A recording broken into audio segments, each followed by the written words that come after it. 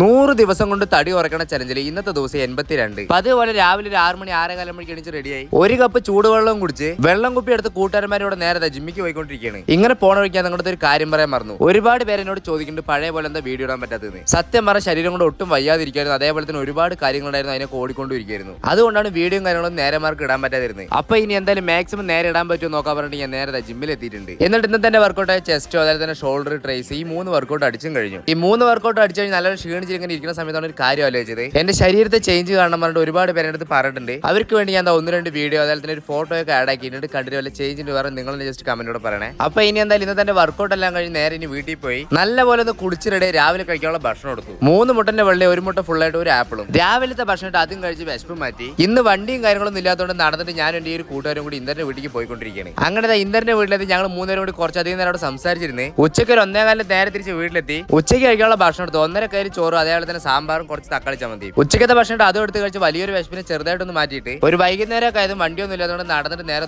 കൂട്ടുകാരന്റെ വീട്ടിലേക്ക് പോയിക്കൊണ്ടിരിക്കുകയാണ്. അങ്ങനെ അവിടെ എത്തിയിട്ട് ഞാൻ അവനും കൂടി കുറച്ചധികം നേരം സംസാരിച്ചാക്കിരുന്നു. രാത്രി ഒരു 8 മണിയായത് എനിക്കൊരു സ്ഥലം വരെ പോകുന്നതുകൊണ്ട് കുളിച്ച് റെഡിയായ ഡ്രസ്സൊക്കെ ഒന്ന് മാറി ബാഗ് കൊടുത്ത് കൂട്ടുകാരനെ കൊണ്ട് ബസ് ഇടുന്ന സ്ഥലം വരെ ഒന്ന് കൊണ്ടാക്കി തരാൻ പറഞ്ഞിട്ട് അവനെ കൊണ്ടാക്കി തന്നോണ്ടിരിക്കണം. ഇപ്പോൾ ശേഷം ഞാൻ നേരെ ബസ്സിലെല്ലാം കയറി ടിക്കറ്റ് കൊടുത്ത് ഞാൻ എവിടേക്കാണോ പോകേണ്ട ആ ഒരു സ്റ്റോപ്പിന് 1 കിലോമീറ്റർ മുമ്പ് ഇറക്കിയും വിട്ട് കുറച്ചധികം ദൂരം നടക്കേണ്ടി വന്നു. എന്തായാലും അങ്ങനെ നടന്നൊരു ഓട്ടോയും വിളിച്ച് നേരെ എനിക്ക് എങ്ങോട്ടാണോ പോകേണ്ട ആ ഒരു സ്ഥലത്തേക്ക് പോയിക്കൊണ്ടിരിക്കുകയാണ്. ഇങ്ങനെ പോണ വഴിക്ക് എന്റെ ഫോണിൽ ചാർജ് ഇല്ലാത്തതുകൊണ്ട് ഫോൺ ഒന്ന് ഓഫായി പോയി. അതുകൊണ്ട് എന്റെ 82ാമത്തെ വീഡിയോ ഞാൻ ഇവിടെ വെച്ച് അവസാനിപ്പിക്കുകയാണ്. ഇനി നമുക്ക് അടുത്തൊരു വീഡിയോ വരാം. അതുവരെ എല്ലാവർക്കും ബൈ.